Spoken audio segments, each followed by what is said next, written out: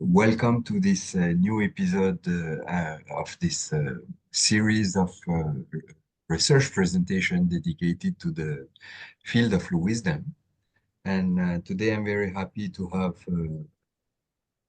two researchers whom I met in Budapest in Hungary last June for a conference that was organized by Laszlo Szolnay, who is honoring us by his presence in Budapest, in Hungary, on spirituality and business. So this is how we discovered a lot of common, let's say, area of interest. And I decided, of course, to have both them first on a podcast, get to know them better, I mean, personally in a way, and also have them for this, invite them for sharing with us their paper with this very provocative, but at the same time, very essential title, from know what to know, or how, even we could include, to know why. Okay, so I guess you have all received the abstract and the subject matter that we discussed. So I'll leave the floor to both of you, Knut and Hege, and so duration, you can go to 45 minutes or 1 hour if you want. And we will leave ample space and time for some questions because we have an amazing kind of here panel of people, and I'm sure it will be very stimulating for everyone. Okay, so welcome again, and all yours, Knut and Hege. Again. Thank you very much, and thank you for the invitation. And I'm glad that we can be here together. Just a practical question, Yes. how to do to show the presentation while talking? Should I Yes. share screen, or what would be practical? Yeah, you can, it's upon you. I think it will be good if you can share I can try your to do that. presentation. So Yes, yeah, yeah, I will absolutely. just try that now first. Yes. So I think you have the right, correct, to share? I think so too. Yeah. Thank you. Like this. Can you see Perfect. it now? Yeah, you can put it in full screen if you want. Yeah, perfect. Yeah, great. Yeah, good. So Knut, maybe you want to start it all? Yeah. So first, we are honored to be invited by you, Soria. So we have worked further with this topic and also for this presentation.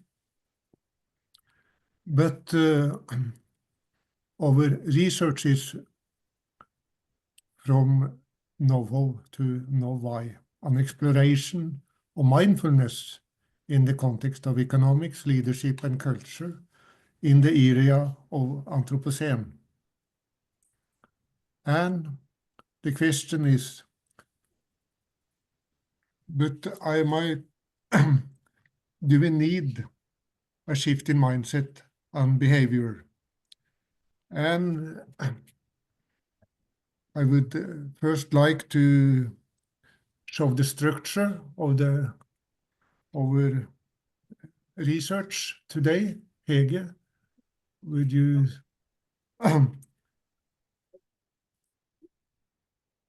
We will be very interesting to present the background of our research. In short, we are living in a know-how oriented society, and our context, it's a joyless economy and a culture dominated by utility thinking and destruction of nature. Our main reference will be Mitroff's holistic model of 4 perspectives on any problem. And we will in particular try to focus on the most ignored dimension, the spiritual existential dimension. And then Hege will introduce mindfulness as a philosophy and tool to heal humans' relationship to inner and outer nature in organization characterized by us as productivity machines, which harms humans as well as environment. And we will also present a short case study. Tom is a leader who finally posed the why question. And during our presentation, we will give you time for some reflections and exercises to explore the existential spiritual dimension. So, the next slide, please.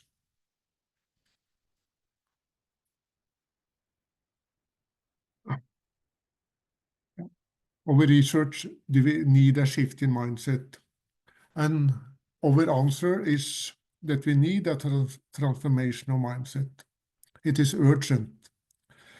We are confronted by a new context characterized as Anthropocene, where humanity, man the maker in partnership with economic man, dominates nature in a fundamental way, violent and destructive at the same time. And we are confronted by a number of crises where big corporations, complex technology, and brutal market forces dominate. In particular, the ecological crisis is an existential threat for all sentient beings, biodiversity, and future generations. So our question is how to grapple with this crisis.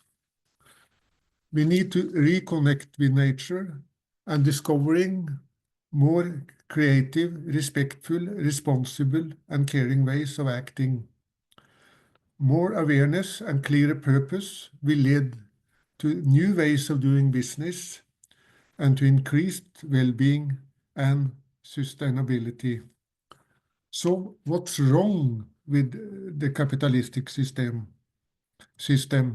It is driven by an insatiable force of know-how knowledge, enabled by an alliance between science, technology, and economy that has evolved since Enlightenment.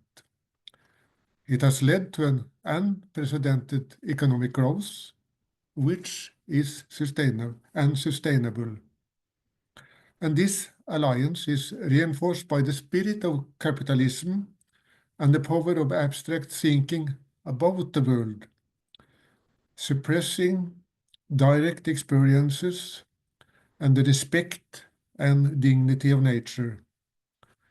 In this way, our human life world is narrowed because of disconnection in the world, which gives very high prestige to the abstract, objective world of so-called scientific facts.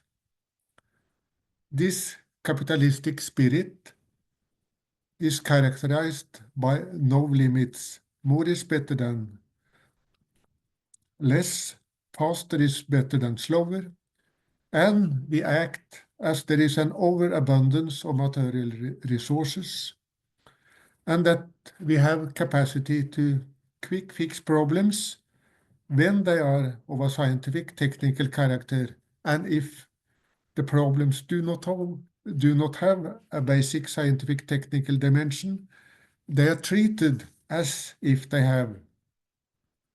So our age has a technocentric character, and Hans Jonas described this drive of modern technology as a race and a triumph of Homo faber, man the maker, by skilled craftsmen specializing in the production of machines and products.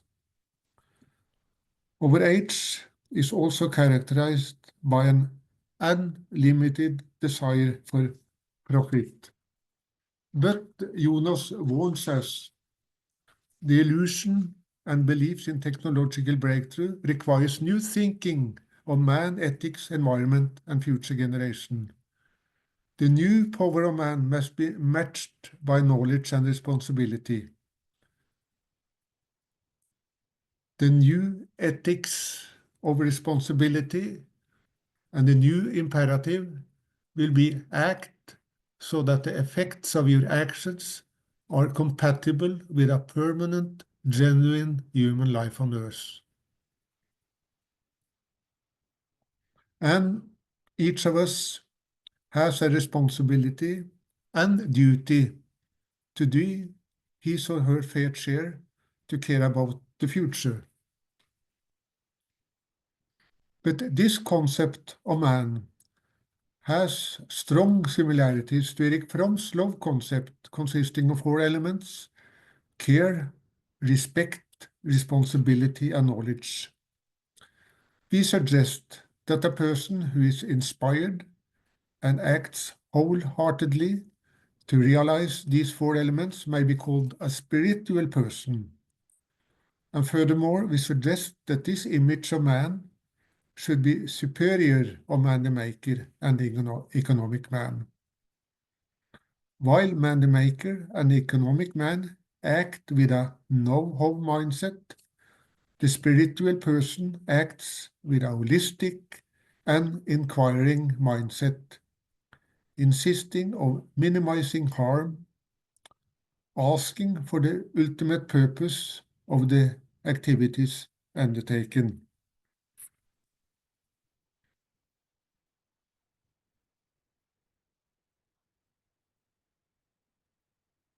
So, the next slide. The joyless economy.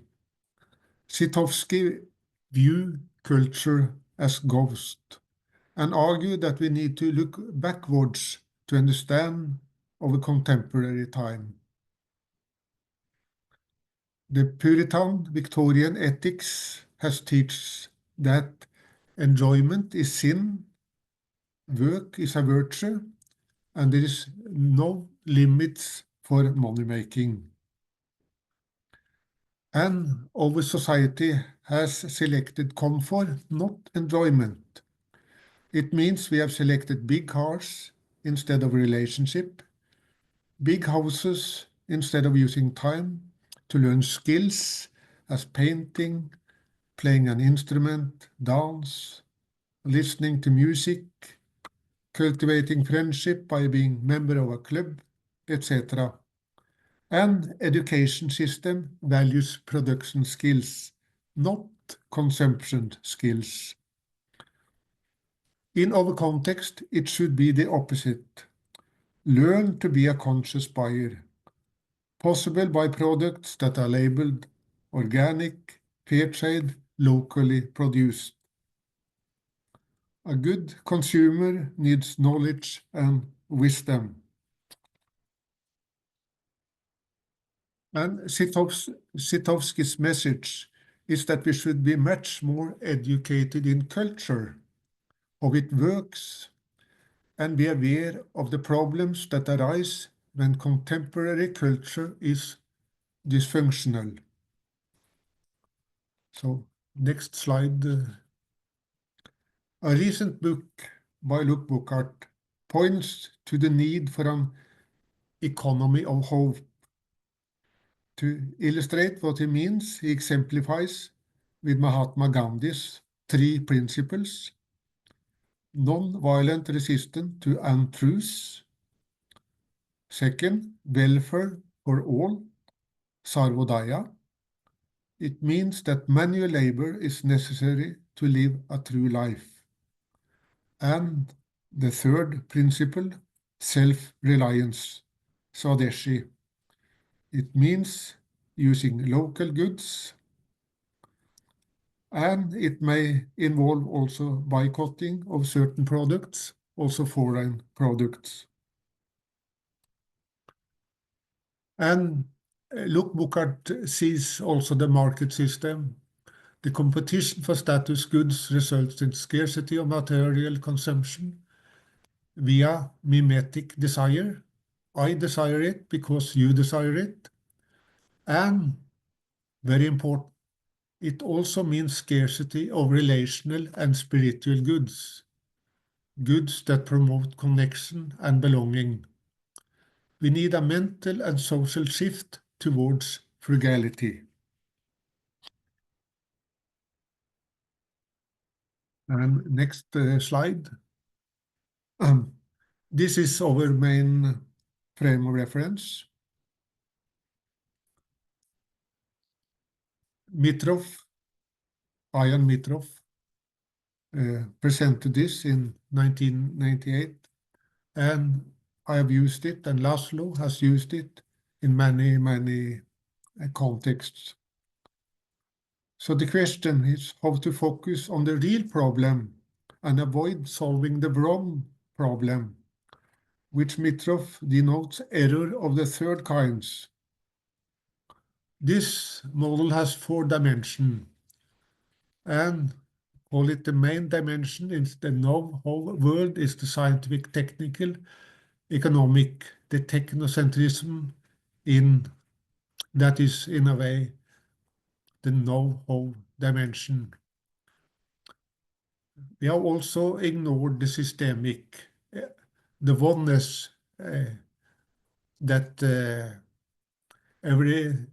everybody is connected to each other, as Mahatma Gandhi would have said, the oneness, the ecological dimension. But also in economics, it is not so much concentration on the interpersonal social dimension, but what is the worst in all management books, the existential spiritual dimension about dignity, meaning, life project is ignored. Even we think that is the most important dimension of all. And we know that also in the Eastern mindful tradition, all things are proceeded in the mind. So this strong cultural bias of technocentrism often leads us astray when insight into the spiritual existential life world might lead us into a completely different path. And I am an economist, so I have invited my colleague Hege, who is a mindful expert, to help me to dig deeper into the spiritual existential dimension. And my question to Hege, can a mindfulness approach learn us something about the existential spiritual dimension? Thank you, Knut.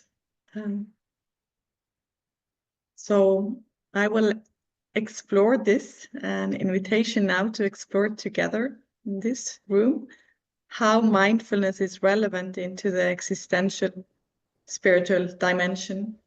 And I'm also an economist, but also have a background in mindfulness. And I think it's really a potential when the two come together. So let's explore. We'll start with looking into some aspects of a psychological well-being, because if we're going to look into the existential dimension, what gives meaning? What is a happy life? What is a life well lived? There might be very many answers to that, but some research done by the well-known researcher Richard Davidson suggests 4 pillars for psychological well-being. And it's also inspired by Eastern wisdom traditions. And the 4 pillars are awareness, connection, insight, and purpose. Just very short now on the 4, and it might be very familiar with you already, but I'll just say some words about what we put into it while we're reflecting on it in this project. By awareness, we think of awareness to our inner world of thoughts, emotions, bodily sensations, heart. And we also think of awareness to the world outside of us, to other people, to other nature, to all living beings. And we all know and have experienced what it's like if you have a conversation with a friend or a colleague. You can notice if they're listening and if they're present and aware of what you're saying, or if they're lost in thought. So we all have these experiences of what awareness is, being aware for someone or having the attention from someone. And with connection, it has to do with a sense of shared humanity. We all have dreams and hopes, and we all have fears, and we need to learn to live with that. And we need each other to live with that. So by connection, we mean that we care for our closest ones, but that the sense of care goes broader also to the people we don't know, that we're in this together, being human. With insight, it has to do with clarity of seeing things more as they are, not so much being blinded by past experiences and traumas. More like a freshness and also curiosity to what's really going on here inside and in this situation. Purpose has to do with values, being clear and knowing about my values, and also exploring how can I act according to my values, and maybe also having some wakefulness to what does it feel like to live according to, act according to, and not acting according to. So those are the 4 pillars, and all of these 4 pillars of well-being can be trained by mindfulness.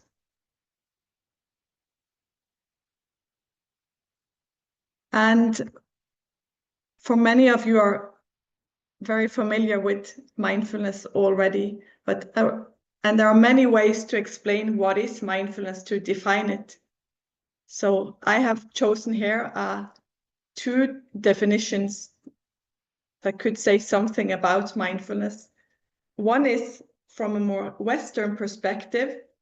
Now, Jon Kabat-Zinn has been one of the main persons bringing mindfulness to the Western part of the world, with USA and also Europe, also offering it in a secular way where it's not based on some special spiritual or religious tradition, although very much inspired by the Eastern traditions. So how he explains mindfulness is it's paying attention on purpose, in the present moment, and non-judgmentally.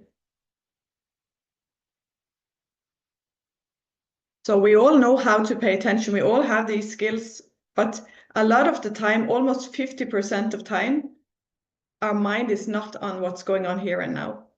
That's what research shows. So we're in the past or in the future.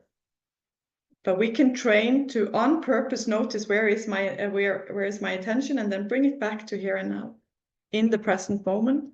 And also having an attitude of being open to the present moment, not saying yes and no, not being caught in likes, dislikes, and opinions and beliefs, but more witnessing what's going on here and now.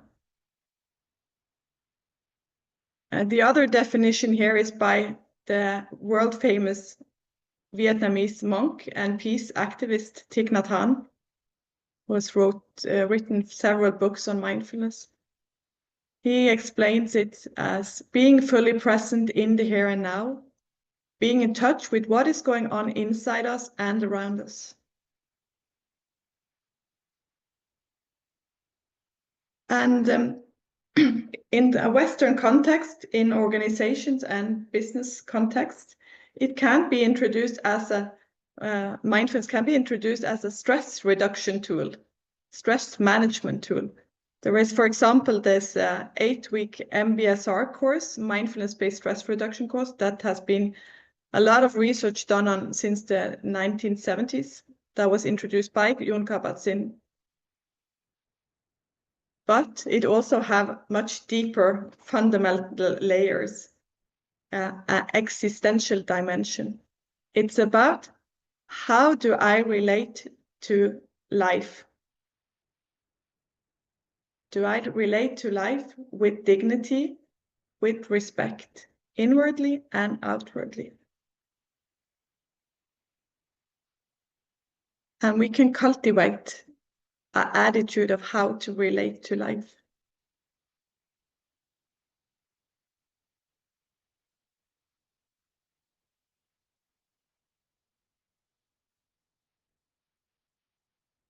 So when we're talking about this existential dimension, could also be to explore how can mindfulness have an existential impact? In what way can it support the love concept that Knut presented from? How can it support meeting ourselves and others with clarity and compassion? Meaning also relating to ourselves and others in a caring way. Jon Kabat-Zinn sometimes also speak about mindfulness equal to heartfulness. How can we meet each other and ourselves with heart? And it can be cultivated.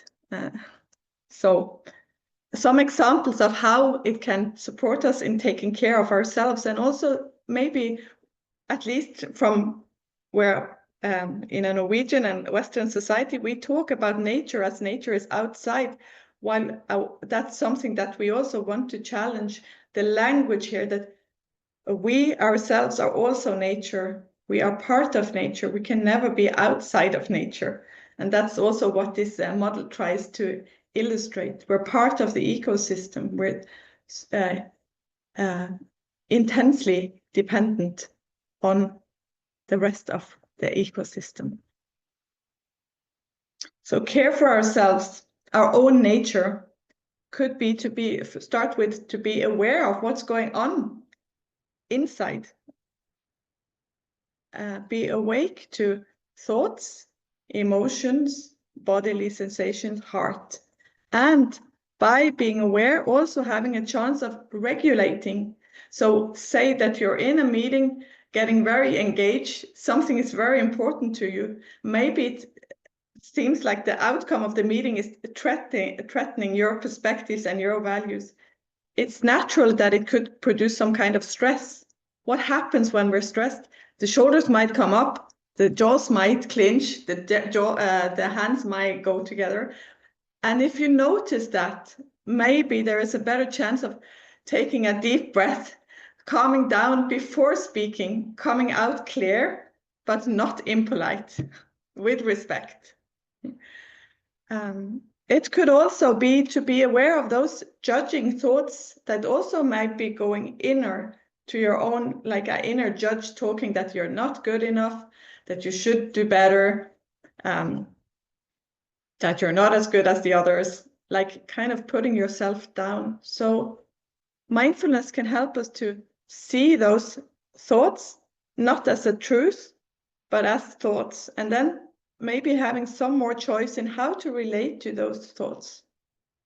And also when going to sleep at night, having some chance of letting those thoughts just be and dropping more into a body to find some peace and maybe some rest and sleep. And when we can take care of our own balance, supported by breath and body, for example, with mindfulness, we can also meet others in another way. It becomes more possible to listen and to be more human when we meet others. And that also goes in the position for leaders. And it also is a practice in creating space for vulnerability, for own vulnerability, and maybe in that vulnerability also sensing that we're all vulnerable. We all need to feel belonging, to feel part of something. We're all afraid of losing what's precious, the people we care for. And that also has bigger or larger dimensions, like if we can't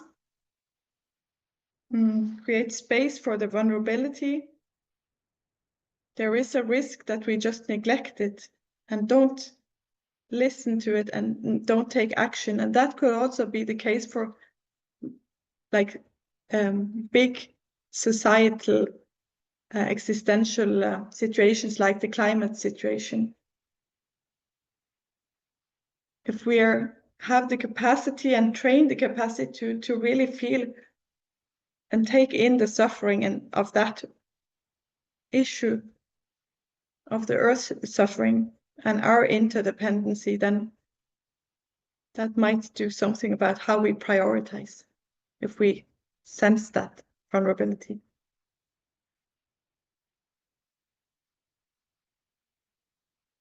And Thich Nhat Hanh, he reminds us of our potential and responsibility to care for Earth. And also reminds us that we need to take care of our own suffering before we can take care of Earth. So we need to also take our own balance seriously when trying to take a bigger responsibility. So it's sustainability on all levels here, individually, relationally, and Earth.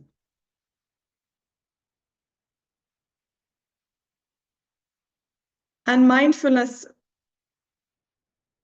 is also a way to access, as Knut talked about, that we need to also not just be thinking about being in a conceptual mind, but to come down to a bodily sense of what's going on.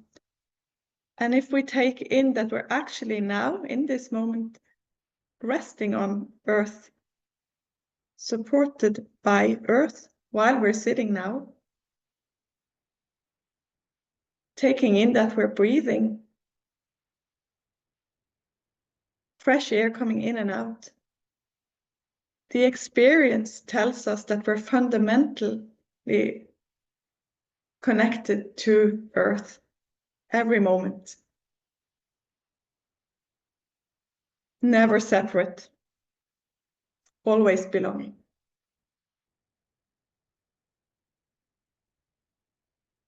So in the next slide now, we try to put this together in a model.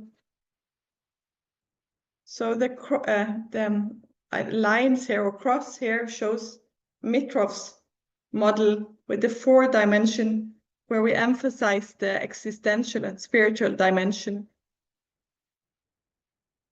which can be introduced and focused on by focusing on these 4 pillars for well-being: awareness, connection, insight, and purpose. And all these 4 pillars can be trained by mindfulness. And of course, there are always many ways to train, but mindfulness can be a practical tool how to do it.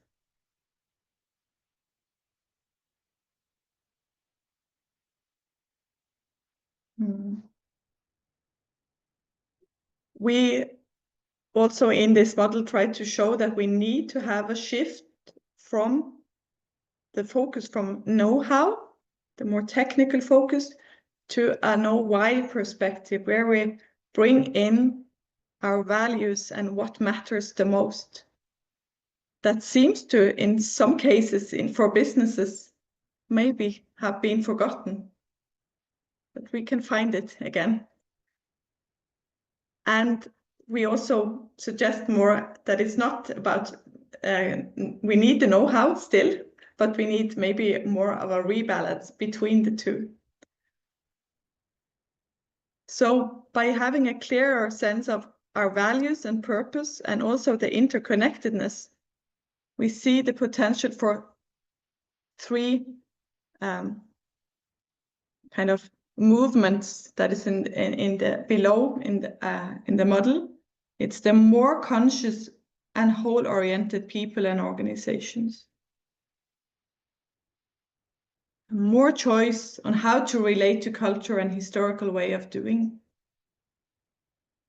Gradually stepping out of old habits and creating healthy, thriving, innovative organizations.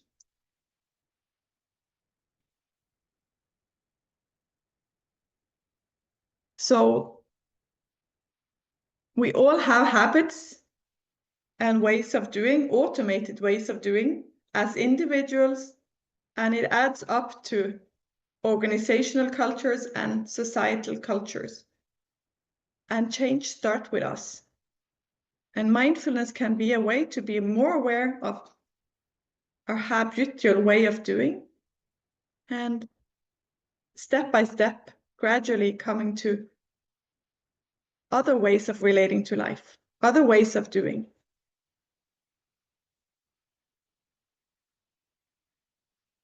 And it's not easy, so it takes time, and it takes learning, and it takes a lot of listening to the feedback of what we're doing.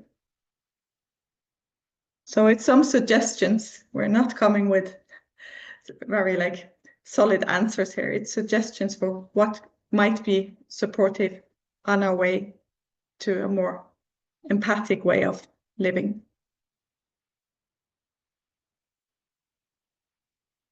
And we need to see the assumptions we make as individuals and as business leaders and as organizations and cultures. So some of the assumptions that could be examples of this is that when busy as a leader in an organization, for example, might be an assumption that there is no time for me. I'm so busy, I don't have time to pause and stop and reflect of what's important. I just have to get the tasks done. That's an assumption. So if values, purpose, the existential dimension is put on top of the priority, that its profit focus is can no longer be the driving force. There needs to be a shift in what's on the top of the priority. And maybe a leader can find that if that's the most important thing for me, to now stop and pause and question what we're doing, to find the real purpose for my business, for my life. What does the earth situation call for?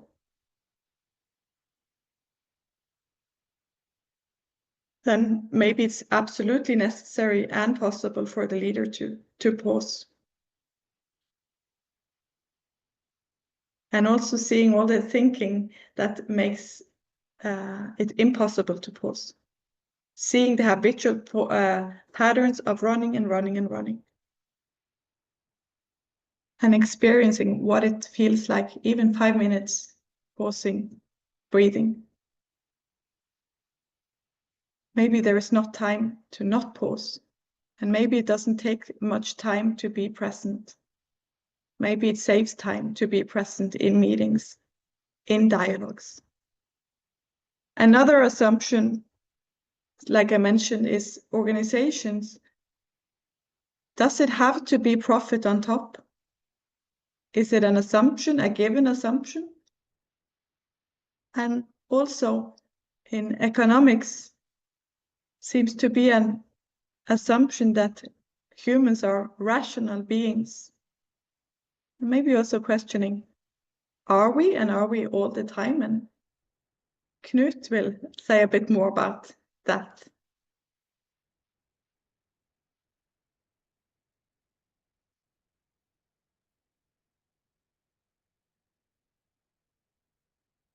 Knut, you're muted. You should just unmute, please. Yeah.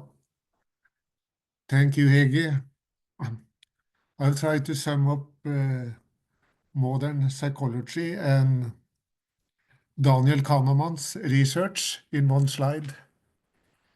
And happiness research teaches us why human well-being is not identical with economic growth and high income.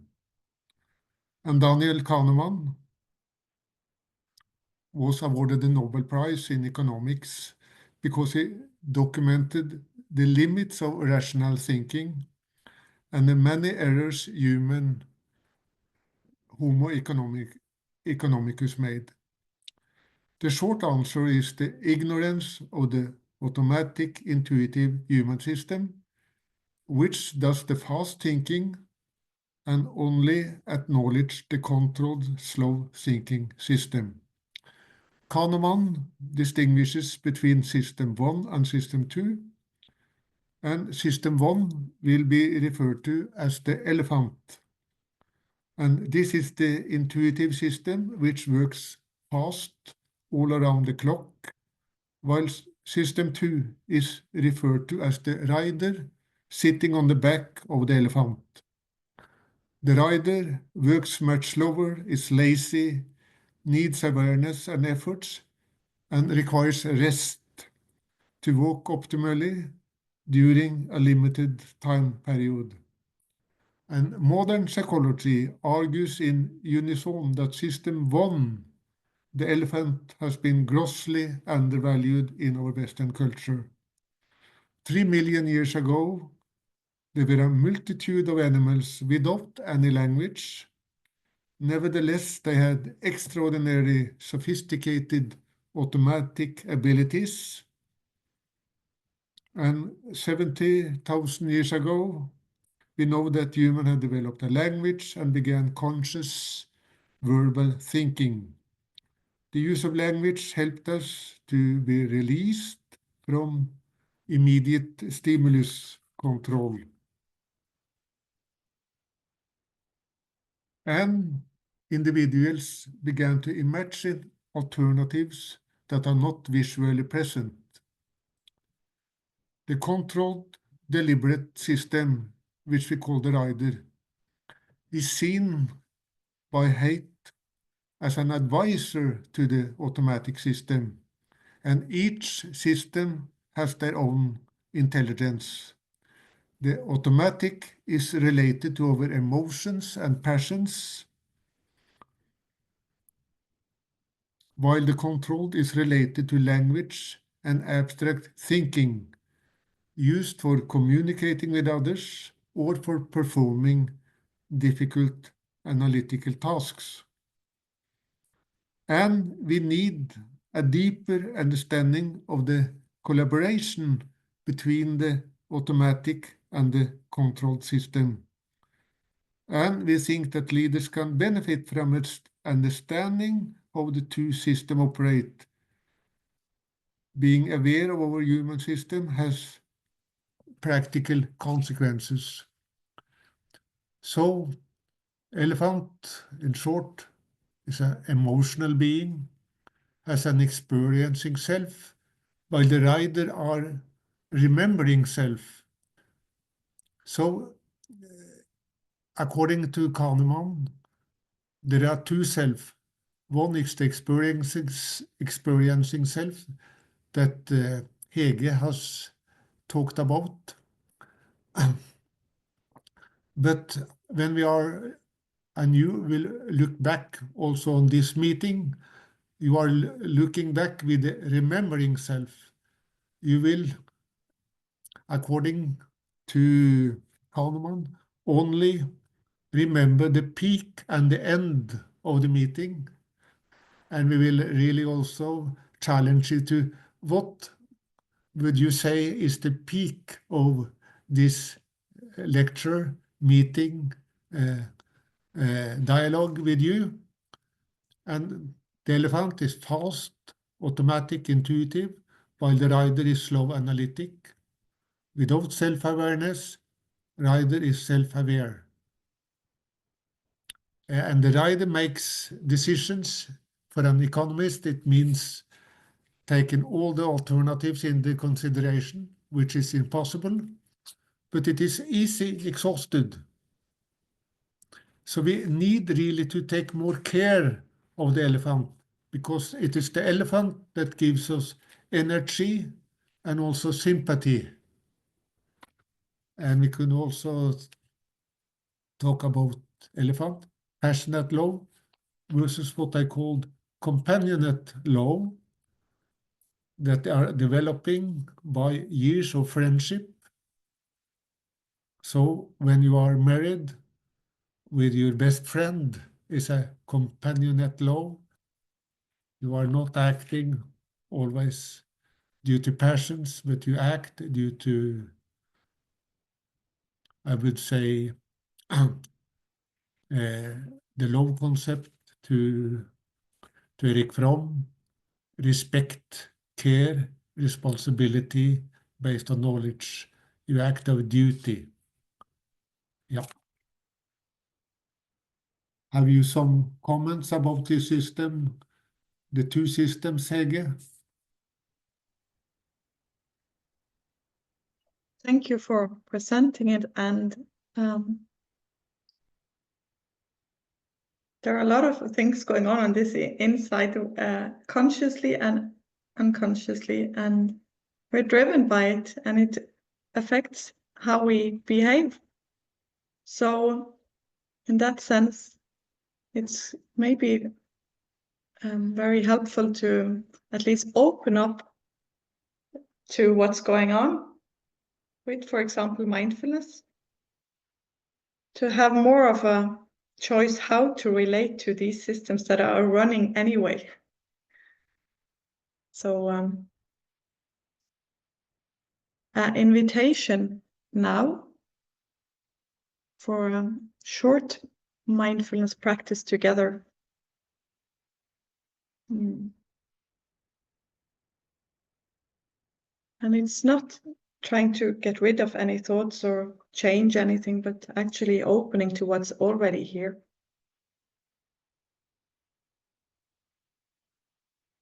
So after sitting still now for a while, maybe you just want to, as a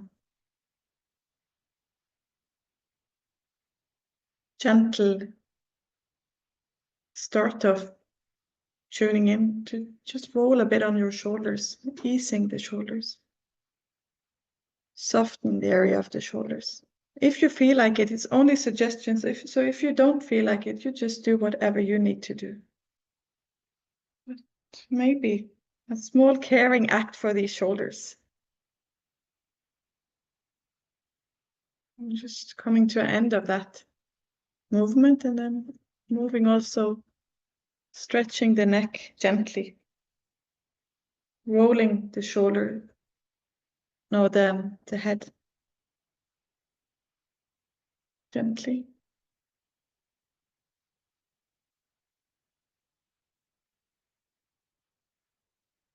Maybe I'm coming to the end of that movement, and also maybe just for one time stretching the arms up towards the ceiling.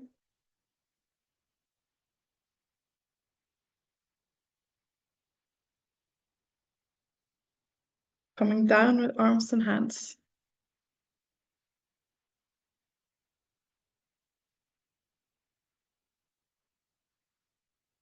You can lower the gaze in front of you or closing the eyes, whatever feels comfortable for you.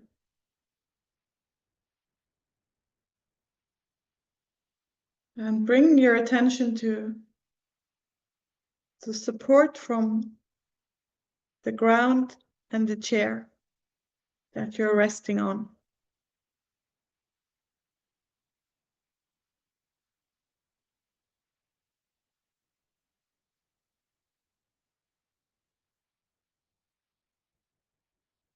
And sensing an upright spine, that you're sitting now awake and with dignity.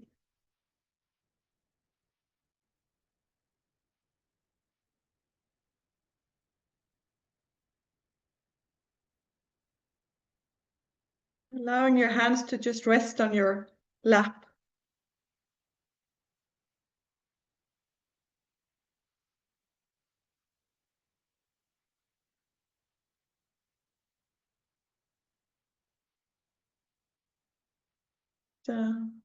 opening to the sensation of having this living body in this moment.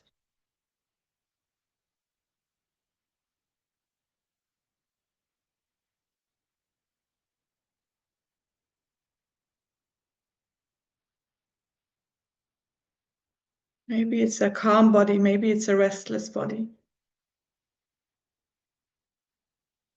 Maybe sense of many impulses, maybe not so much information, but just no right or wrong answers, just opening to experiencing the body.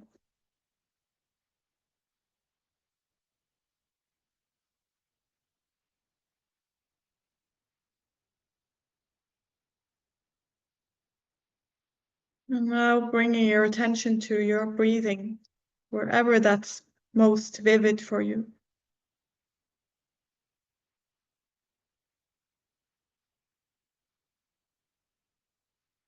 Could be air out and in of the nostrils, or movements in the chest area, or the belly moving in and out in accordance with breathing.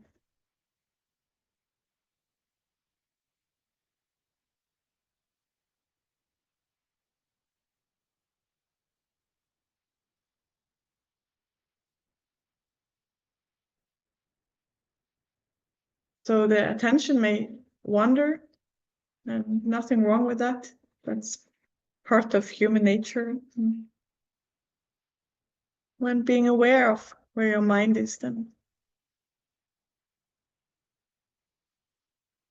an opportunity to just come home to breathing again. Sensing breath in, out.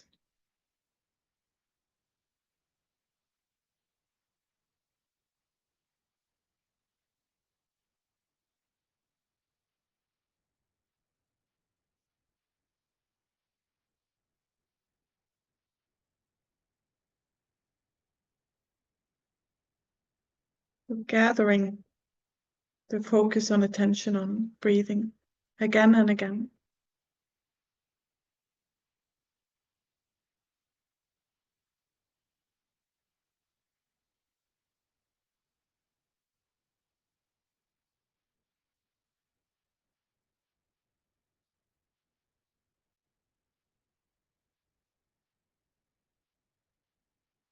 And gently bringing your attention to the whole body again. Sensing a breathing body.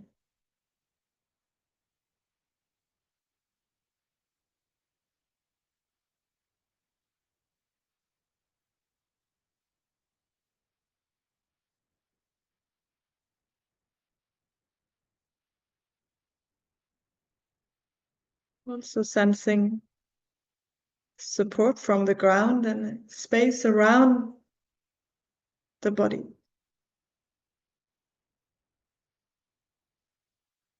Also taking in that we're sitting here together in a shared space from different parts of Earth.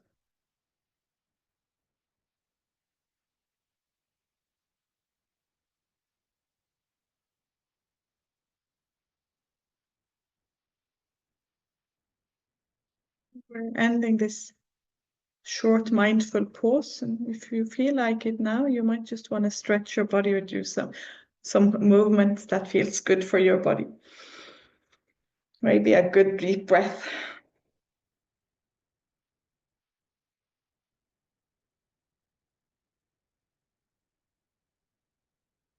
So we can talk about mindfulness and how it could be a good idea, but it's mainly a practical approach. It's about practicing, it's not about thinking. Although we might see a lot of thinking going on while pausing. It's not easy, but it's that's part of the practice, to just see everything that's anyway running in this inner world. And practicing not judging, just getting used to.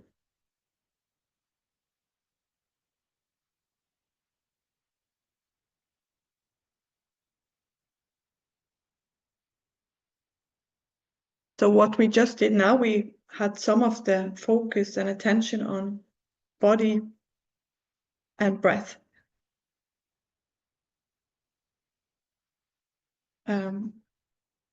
This is just a, or not just, it's a visual,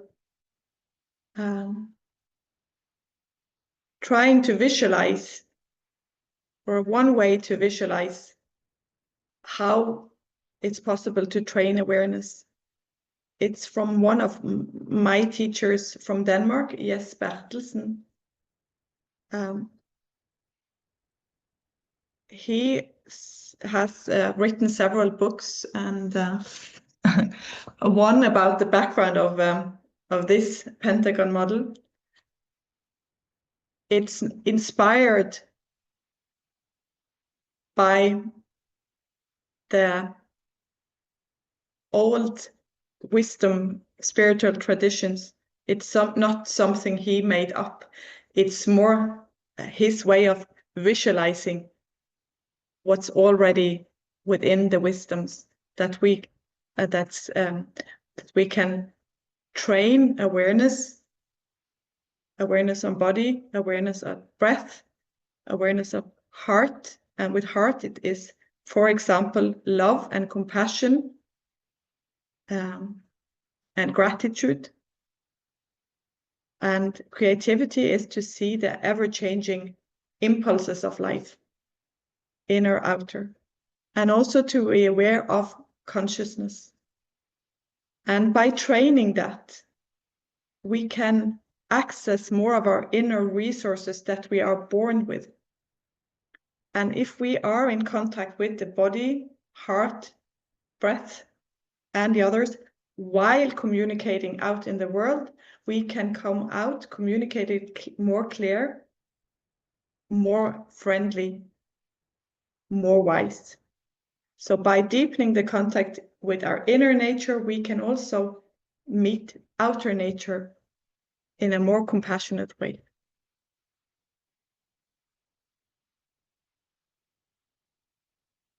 We have explored the case with Tom, and I'm not going to say so much about it because I see time as well now, and it would be great if we have some time for reflections together in this space. But very short, Tom started out working in a business context.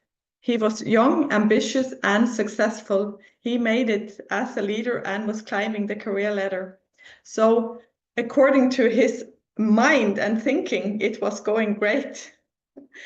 And it looked good from the outside, but his health was suffering, and it was not good emotionally.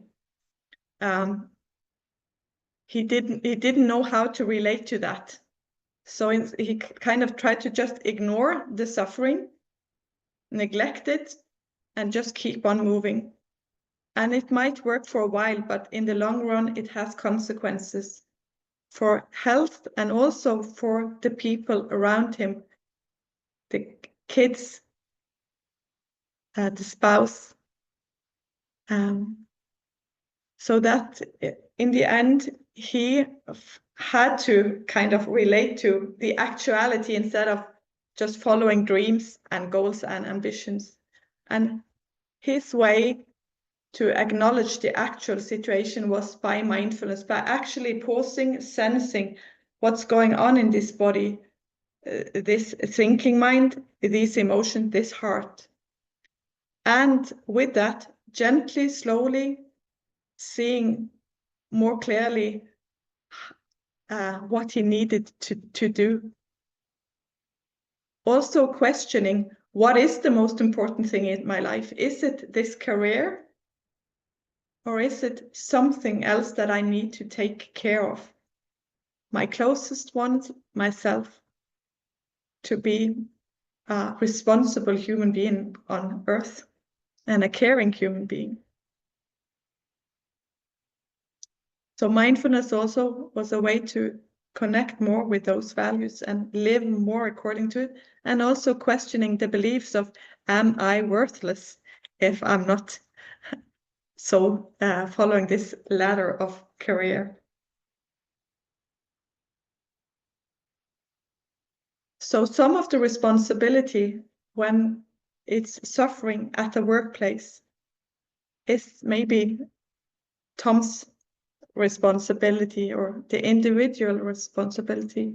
But there is also some questions here on is care also a responsibility for leaders? When we looked into this case, a lot of the time Tom was met by leaders with the technical solutions, not the other aspects of the Mitroff perspective. And it's also a question of how do organizations take care of human nature and all other nature as well? Do we create spaces for collective pauses? So it's not just a hidden activity to take care for some individuals, but it's actually prioritized and taken seriously, that we're not machines, we're human beings with good conceptual capacity and a heart and body and emotions.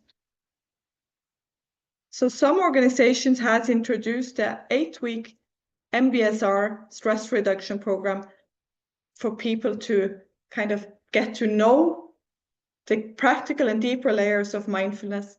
And some organizations have offered and are offering more of the mindful pauses or pauses with yoga at the workplace during the week. There are many solutions and also maybe a big potential. And maybe it's also an investment more than just a cost for the employers. And maybe it's a responsibility of the employer.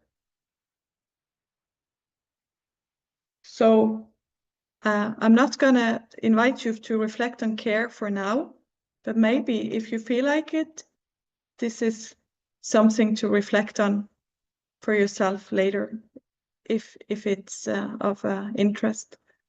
The presentation can be shared afterwards if it is of interest. And then, Knut, I will give the word back to you.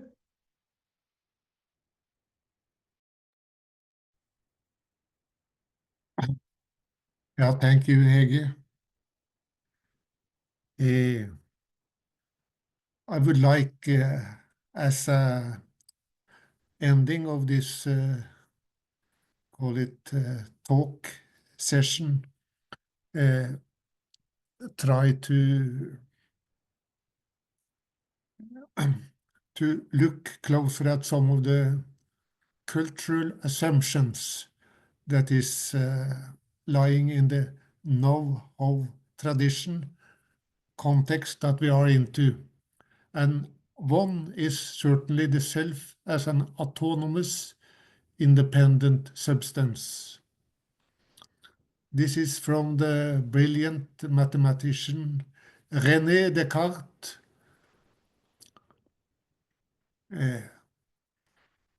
in Latin, cogito ergo sum. I am thinking, therefore I am. Thinking is the most important way to discern what is right and wrong. But too much thinking is also disconnecting the self from nature and from other beings. And also in this assumption, nature can be reduced to a fluid, autonomous substance with infinite possibilities of manipulation, the know-how tradition context, and true knowledge of the world by defining, applying mathematical models. So, please, the next slide. it could be otherwise. So look Buchart's book From Ego Self to Eco Self. The ego self is the center of the world. The eco self is part of an infinite whole. The eco self is an inter-self, an inter-being. You are, therefore I am. We are inter-self, inter-beings. And also take this perspective, nature is an eco-person. And then we use also Albert Schweitzer's reverence for life, nature as an eco-person. I am like any other sentient beings. I am life that wants to live in the midst of life that wants to live. All life desires to live. So Albert Schweitzer was, for me, the first ethicist.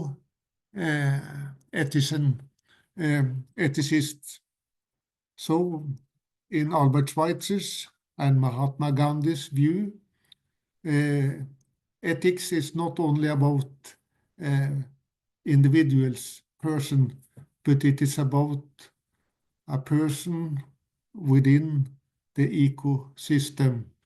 We are nature like every other sentient beings. So please, the next.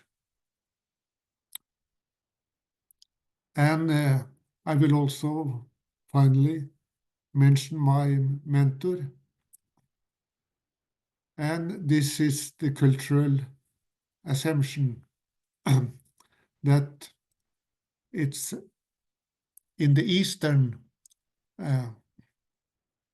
world, we might say that we shouldn't only talk about the self, we should go beyond the self.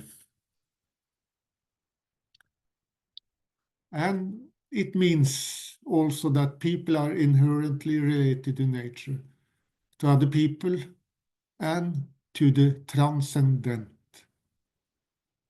We are also a vertical dimension.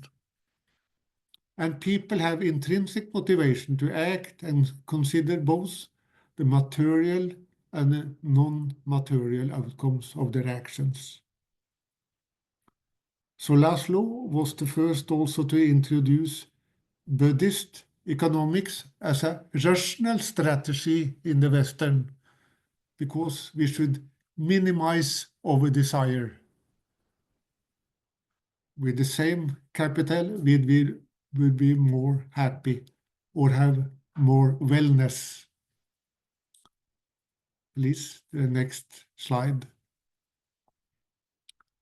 So our last slide, that is, do we all have, and this is a challenge to you as an individual, do you have a ground project? And in my philosophy, people are like archers. We need a telos, a target, the right goal to create flow and engagement, and the right connection, as with Surya and with the Wisdom Center, to create vital engagement. So thank you, Surya, to have this opportunity. And happiness comes not just from within, but also from outside, from coherence between brain, heart, in Hege's term, and socio-cultural conditions. Yeah, Hege, the last slide. Thank you. And Hege, do you have some comments? Thank you for listening and attending, and I think it would be nice to spend the rest of the time now with some dialogue. Yes, wonderful. Thank you so much again, Knut and Hege.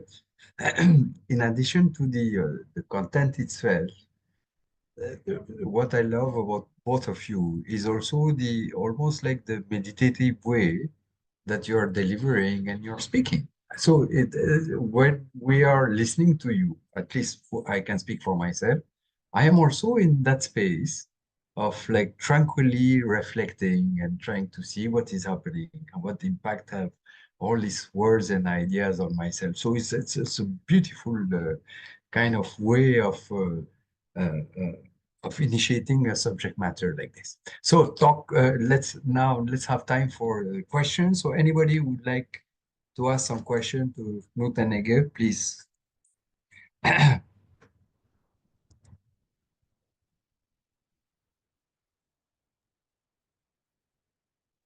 Sure, yeah, I don't so much have a question as an observation. Is that okay? Yes, yes, please. Yeah, of Yes. course. Yeah, so both Hege and Knut mentioned kind of values and the scientific technological paradigm, and a thought that came into my mind as you were both speaking was that we live in a scientific age where the practice of science actively denies values and denies metaphysics because it's a values-free physicalism. And it struck me that it's no wonder when we import into the West ancient traditional practices like mindfulness that all we end up doing is spiritually bypassing and missing the core purpose and meaning and benefit of that practice. And I see this in particular also in the social sciences and in economics and psychology in particular. So it seems to me that maybe what we actually need is to revise the ideology of scientism, to admit that it could be, in fact, a mindful practice where scientists and technologists are actually mindful of their own values, because you can't possibly do values-free science because it's impossible to create knowledge without applying values. And it's also impossible to work at the very frontiers of fundamental knowledge without having some metaphysical commitments. So I'm just wondering if either of you have any kind of reaction to that sort of idea. Yes, Knut and Hege, if you want to comment on Yeah, what David was saying. Yeah. I am thinking about Oppenheimer, Albert Einstein, that after great scientific work, they start to think and reflect. Should I really have done what I have done? The atomic bomb was gruesome. I saw the film when the atomic bomb exploded. I start crying. So there are immense forces in this Navajo tradition. So I would say that Hege and we are really trying to reflect for sure. These 4 dimensions, they try to make some problems into only, call it scientific, technological dimension, but all of the important problems have all the 4 dimensions inside it. It is always also a spiritual essential dimension in all important problems. There is where the values are coming in. Would you like to say something, Hege?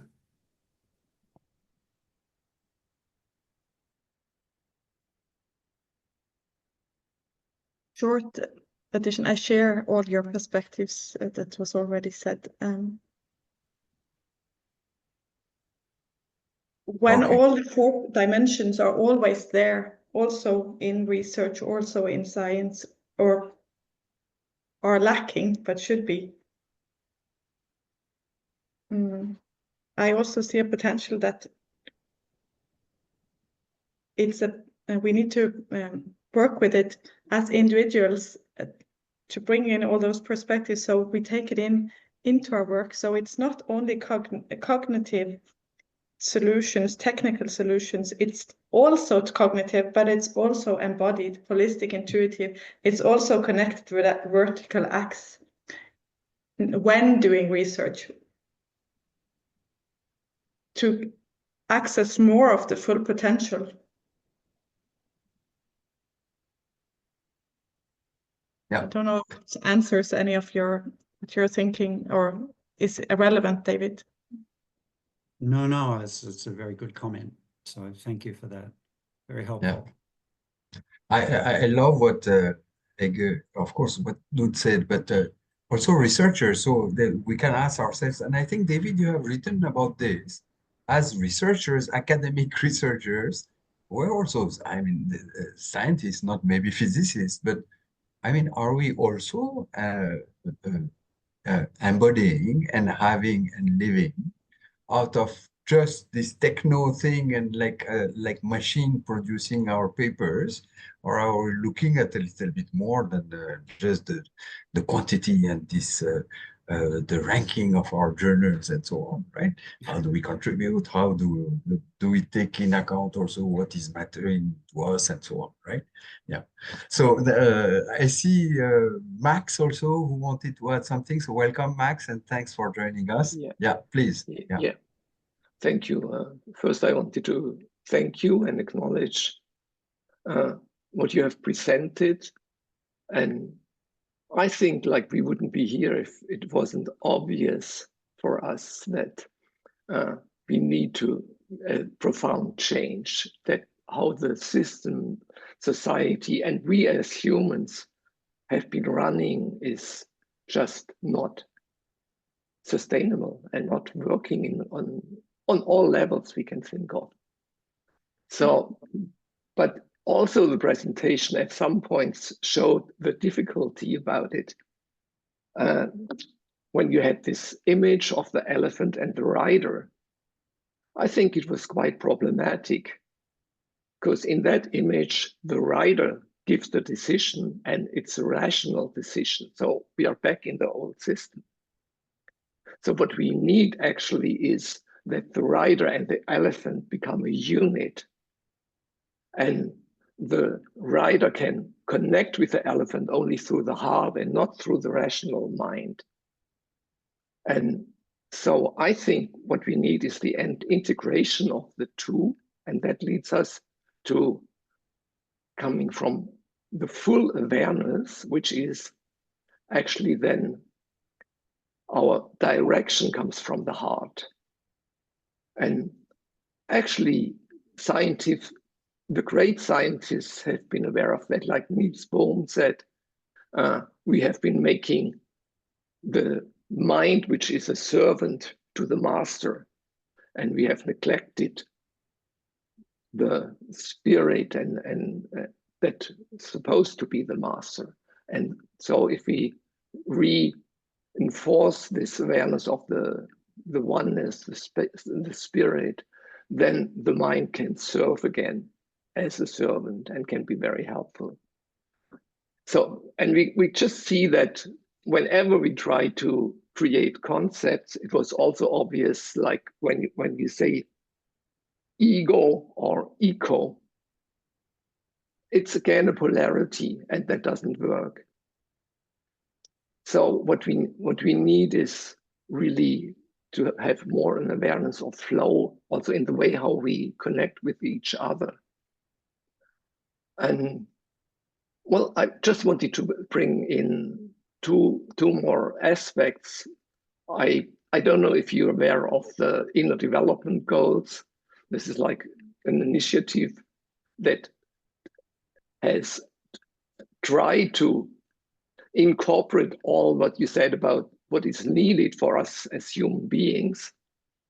And still again, we see then they created those nice little pictures. I think it's 23 or 24. And again, the mind separates and creates concept. Yeah, so true.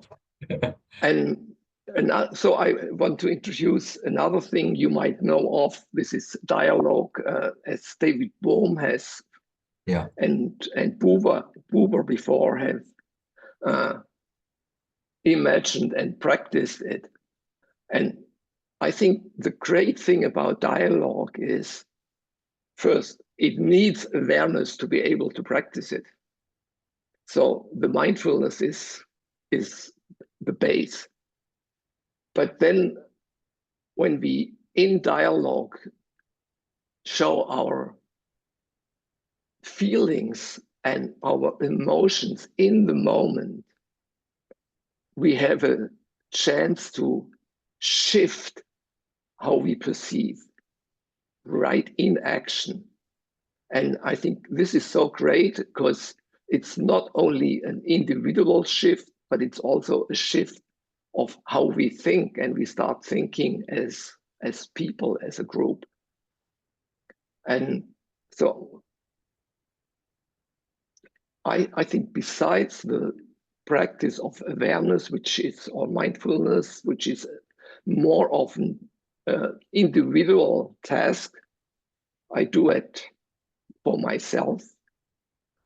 The dialogue is a very strong and powerful addition to create the awareness experience in groups and go beyond the concept of the separation between me as an observer and a world out there that I observe and relate to.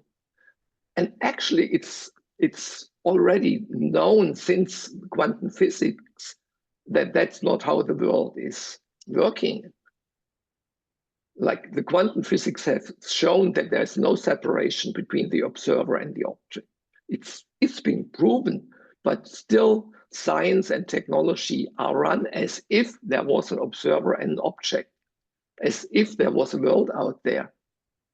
And so I think that is also what we have to challenge. We have to challenge the power of concepts, and we have to challenge the idea of separation, because these basic separations of how we experience the world, how we look at the world, are actually, it makes total sense then that I'm coming from ego when I experience myself as a separated entity, monad, as Leibniz said.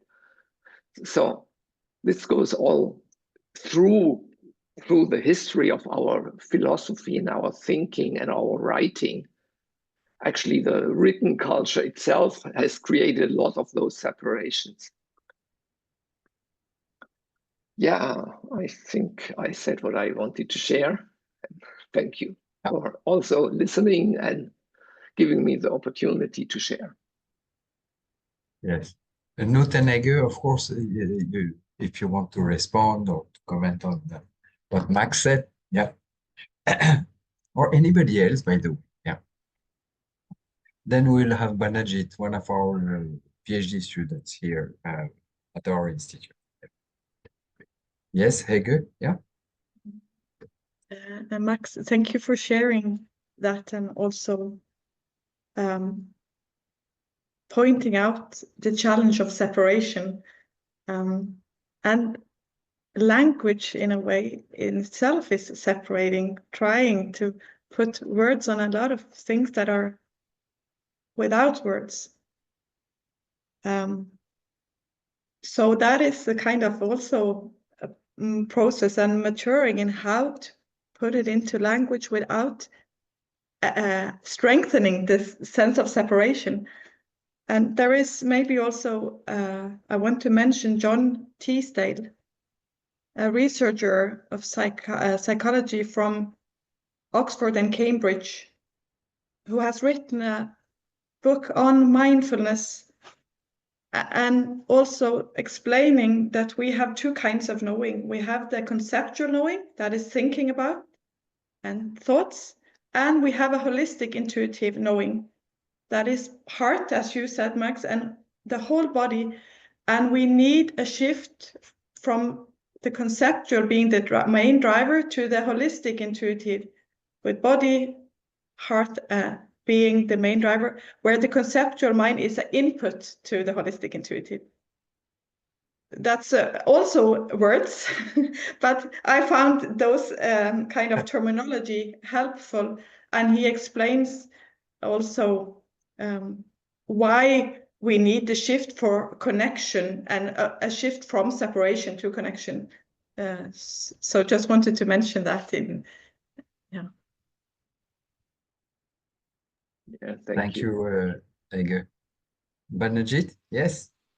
So I have a question. So in your research, in your presentation, you have mentioned about system 1 and system 2.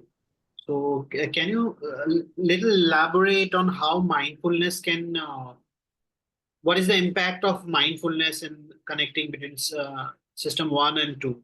Also, you mentioned about the case of Jon. So I'm not actually not aware of that. So if you can share the reference or a little more detail so that I can find it out and read. So these are the two questions I had.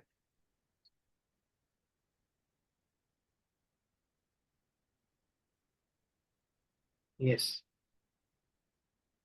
So if I understood you right, maybe you would also like to explore more about the two systems. Then Knut can give you the references for where to find and explore, I think, if you send him an email afterwards.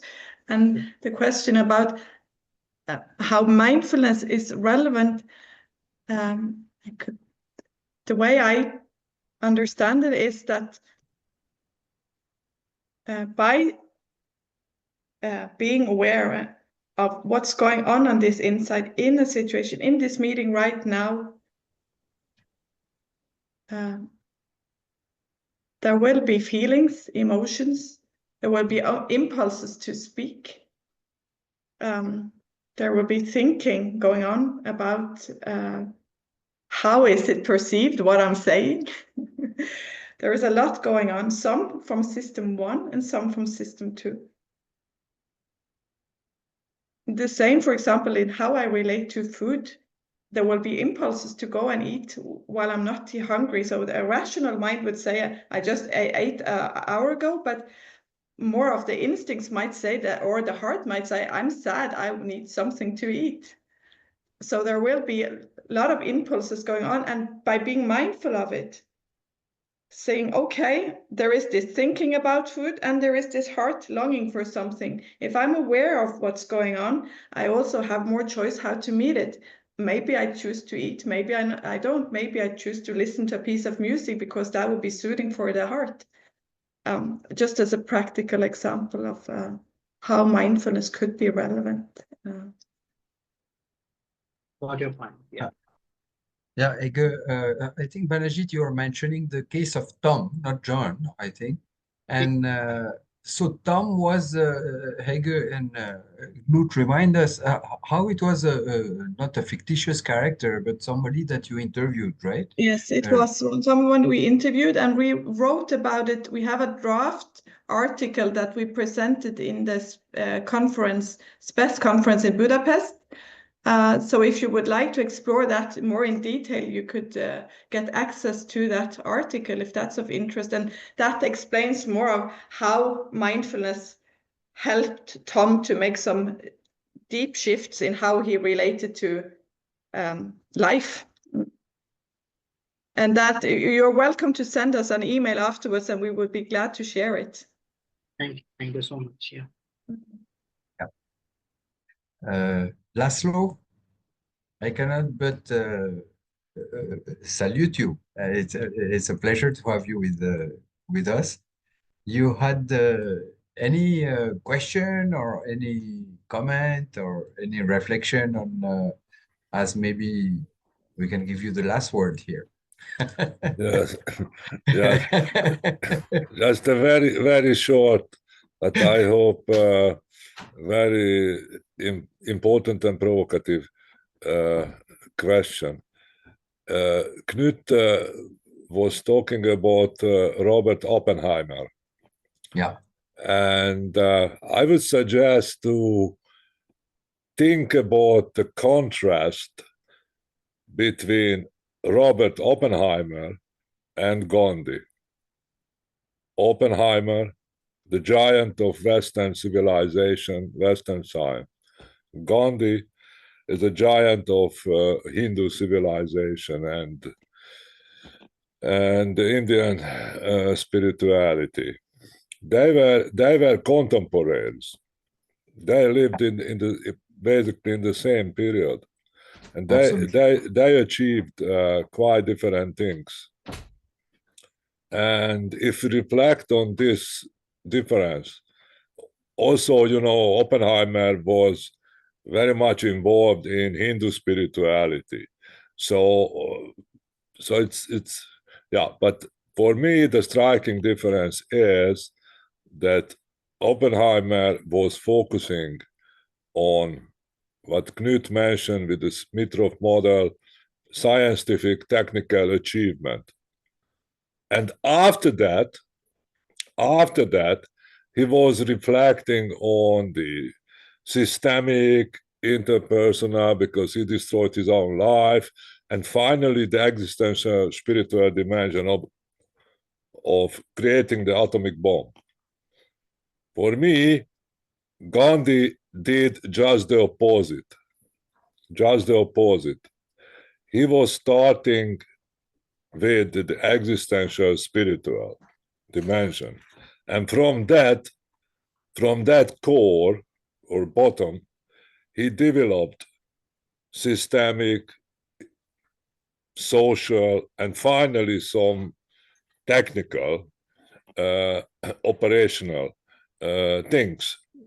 So this is just what I suggest for future reflections, to think about the importance of first things, which is really a most fundamental dimension, and how we can develop really peaceful, because that's Gandhi.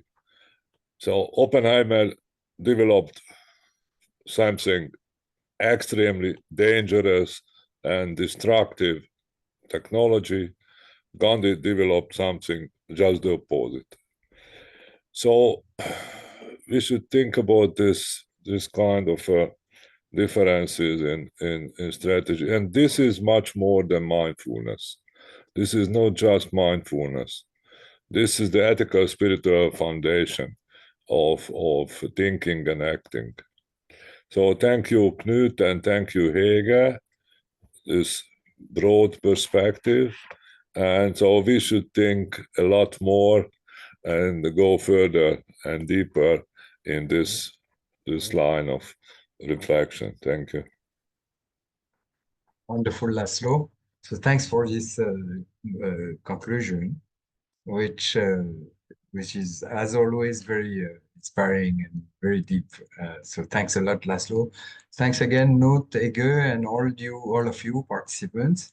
And we'll send you, of course, the links to the recording and as Hege and Knut very kindly offered, also the